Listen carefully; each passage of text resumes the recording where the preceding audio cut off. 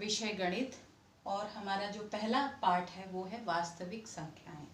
वास्तविक संख्याओं के बारे में आप कक्षा 9 में भी पढ़ चुके हैं। हमें इस कक्षा में सबसे पहला जो हमें प्रमेय पढ़ना है वो है यूक्लिड विभाजन प्रमेय का। सबसे पहले इसको समझिए क्या है, उसके बाद मैं विस्तार से इसको समझाऊंगी।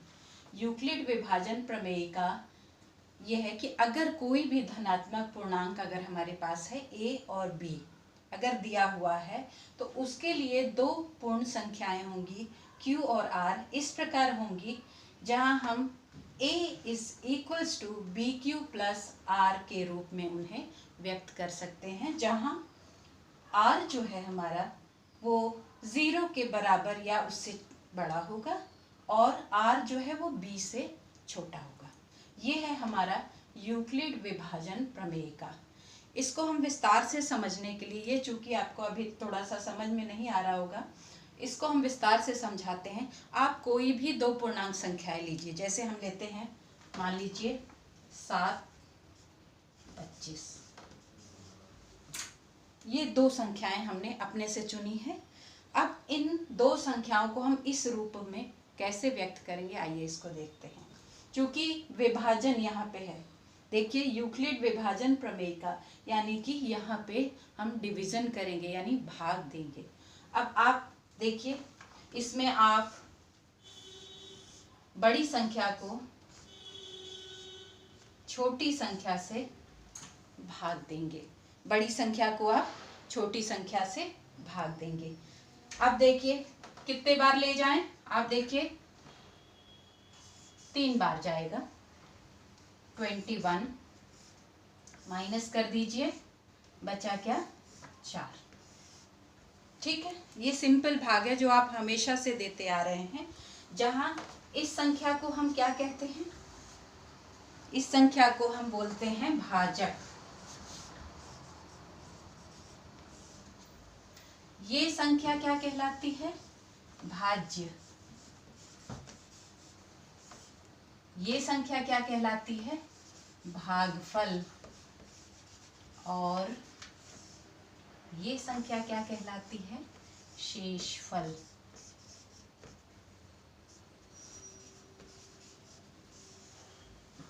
और आपको इनके बीच के संबंध भी पता है। क्या संबंध निकला आपके हिसाब से, ध्यान दीजिए।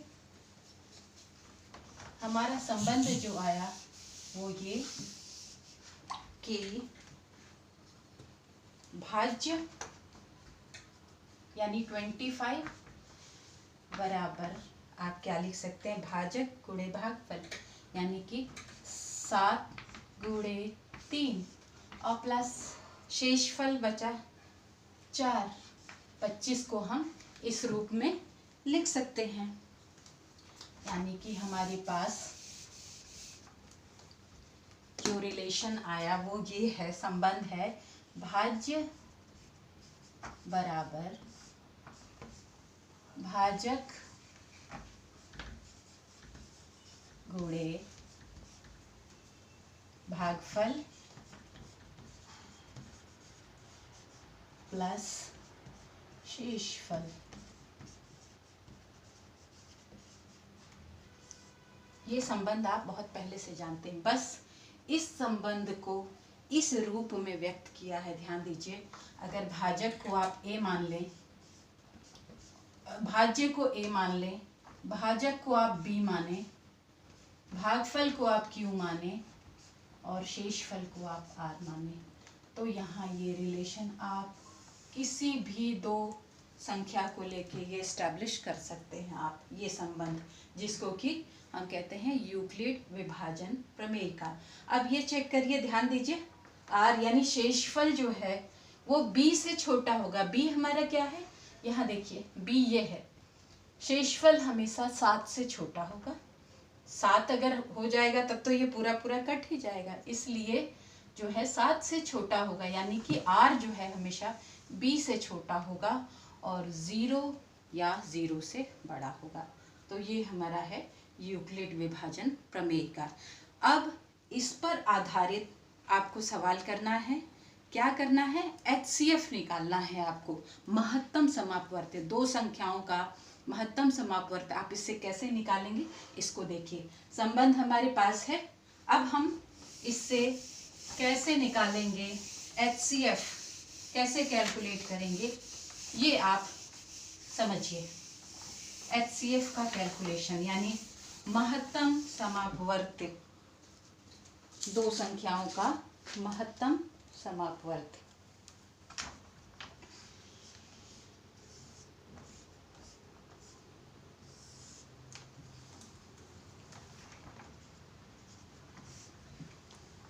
अब आप कोई भी दो संख्याएं आप ले लीजिए, जैसे उदाहरण हम ले रहे हैं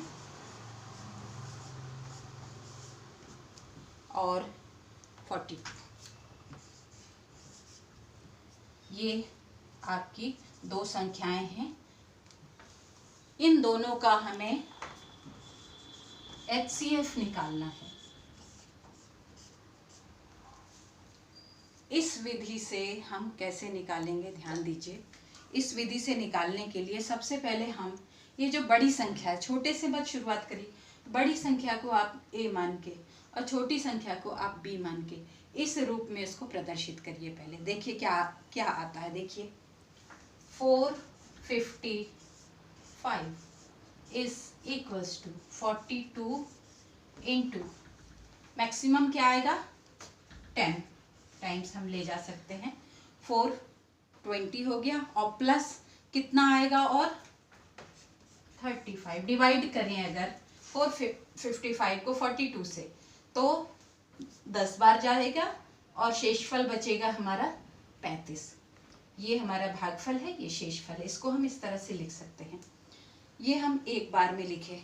इसके बाद फिर हम इस संख्या को ये A मानेंगे और ये B, ठीक है। तो यहाँ फिर ले आइए, ये A है, B ये है हमारा जो शेषफल बचा, इनटू डिवाइड करें, कितने बार जाएगा, एक बार ले जाएंगे। शेषफल कितना बचेगा, शेषफल बच रहा है 7। फिर अब एक और स्टेप इसमें आइए। अब हमारा ये A है और ये B है। 35 ये हमारा A है और 7 जो है वो हमारा B है।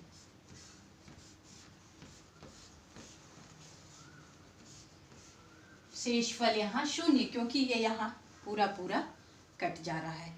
तो जहाँ भी शेषफल 0 होगा वहाँ हम ये अपनी ये प्रक्रिया रोक देंगे। और अब ये जो हमारा B है, ये हमारा HCF होगा इस विधि द्वारा।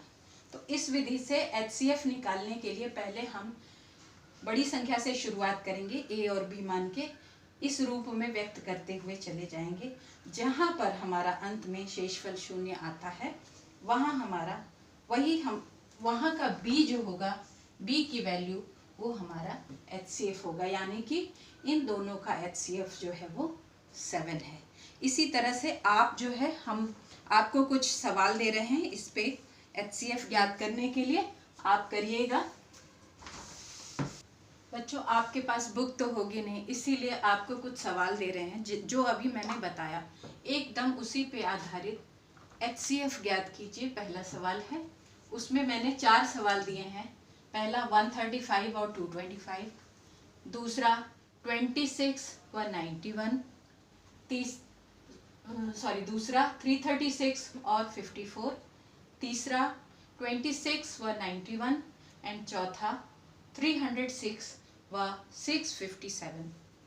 दूसरा सवाल हमारा है, यूक्लिड विभाजन प्रमेयिका द्वारा व्यक्त कीजिए। आप इन संख्याओं को आप यूक्लिड विभाजन प्रमेयिका यानी कि A is equals to BQ plus R के रूप में इनको व्यक्त करेंगे।